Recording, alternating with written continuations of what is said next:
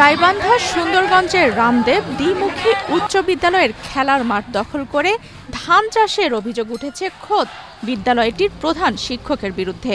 একই সঙ্গে ওই প্রধান শিক্ষকের বিরুদ্ধে রয়েছে নিয়োগ বাণিজ্যের মাধ্যমে কোটি টাকা আত্মসাতের অভিযোগও।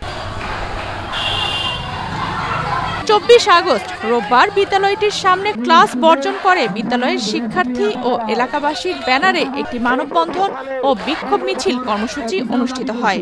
এ সময় প্রধান শিক্ষকের বিরুদ্ধে বিভিন্ন অভিযোগ তুলে ধরেন বিক্ষোভকারীরা। ওয়ালটন এখন দেশের সীমানা পেরিয়ে পৌঁছে গিয়েছে 50টিরও বেশি দেশে। ওয়ালটন ঘরে ঘরে বিশ্বজুড়ে। যেখানে আমরা খেলাধুলা করব সেখানে এভাবে ধান চাষ করা হয় মানে কি?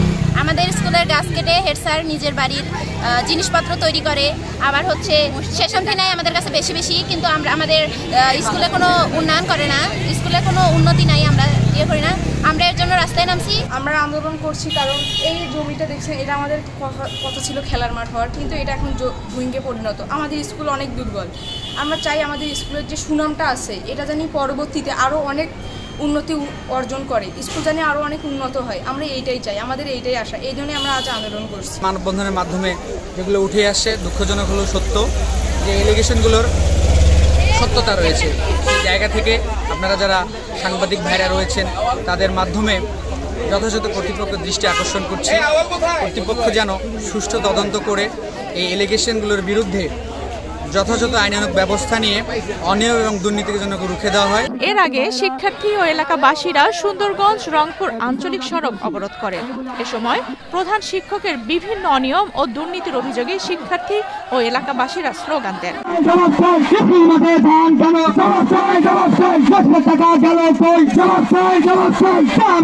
আন্দোলনকারীদের একটি দাবি, তদন্তের মাধ্যমে করা হোক সুষ্ঠু বিচার। আমি 2010 সালে এই রামদেব উচ্চ বিদ্যালয়ে পার্ট টাইম ক্লাস নেই।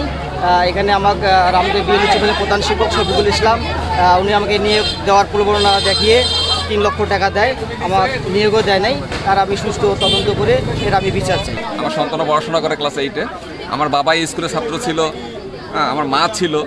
তো আমি এই স্কুল নিয়ে শঙ্কিত এক কথায় যে এই স্কুলটা গোছানো হইতে পারতো। দেখেন আপনার হচ্ছে এই যেখানে সেখানে বিল্ডিং উঠায় রাখছে, স্কুলটাতে মাঠের ভিতর ধান চাষ হচ্ছে। তো আমরা এর প্রতিকার চাই, আসলে স্কুলটা যেন সুন্দর হয়। আমি এলাকাবাসী হিসেবে, আমি একজন অভিভাবক হিসেবে এই স্কুলটার উন্নতি কামনা করি। অভিযোগ প্রসঙ্গে প্রধান শিক্ষকের সঙ্গে কথা বলতে চাইলে তার কক্ষ তালাবদ্ধ পাওয়া যায়। ফোনে জানতে চাইলে তিনি বলেন, পূর্ববর্তী প্রধান শিক্ষকের সময় থেকেই মাঠে ধান চাষ করা হচ্ছে। আগের যে প্রধান শিক্ষক উনি এই অবস্থায় বন্ধক রাখছিলেন, ওই অবস্থায় আছে বন্ধ করবে। তো আপনি কোনো ব্যবস্থা নেন নাই এটার ব্যাপারে? না, অর্থনৈতিক ইয়ে না হলে তো ওটা খোলা যাবে না।